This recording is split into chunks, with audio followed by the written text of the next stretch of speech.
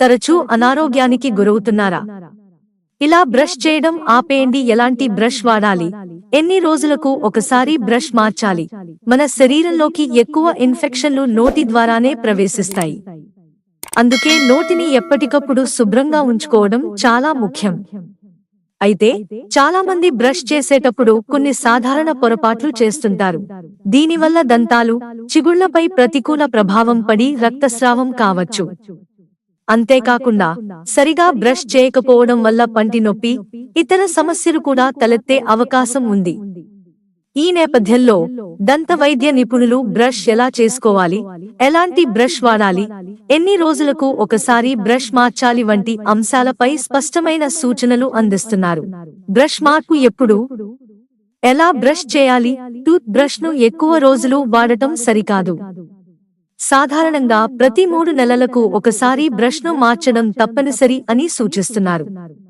ముఖ్యంగా జ్వరం లేదా ఇతర అనారోగ్య సమస్యల బారిన పడినప్పుడు బ్రష్ ను మార్చడం మంచిది. బ్రష్ ను ఎక్కువ కాలం వాడితే దానిపై బ్యాక్టీరియా పేరుకుపోయి ఇన్ఫెక్షన్లు వచ్చే ప్రమాదం పెరుగుతుంది. రోజుకు 2 సార్లు ఉదయం, రాత్రి బ్రష్ చేసుకోవడం ఉత్తమం. బ్రష్ చేసే సమయం విషయంలో కూడా చాలా మంది తప్పులు చేస్తుంటారు.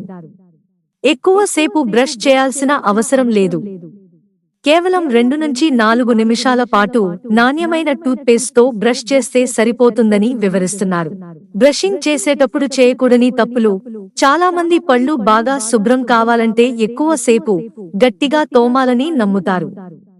కానీ ఇలా చేయడం వల్ల లాభం కంటే నష్టమే ఎక్కువ.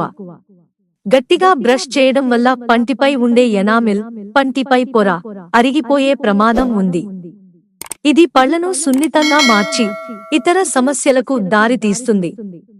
కొందరు కేవలం పంటి పక్కల భాగాన్ని మాత్రమే బ్రష్ చేస్తారు. ఇలా చేయడం వల్ల చిగుళ్ళు అరిగిపోతాయి. బ్రష్ చేసేటప్పుడు పైనుంచి కిందకు, కింద నుంచి పైకి గుండ్రంగా క్లీన్ చేయాలి. చాలా మంది పళ్ల ముందు భాగాన్ని మాత్రమే శుభ్రం చేసి లోపలి భాగాన్ని పట్టించుకోరు.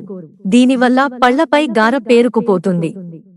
పళ్లతో పాటు నాలుకను శుభ్రం చేసుకోవడం కూడా చాలా ముఖ్యం.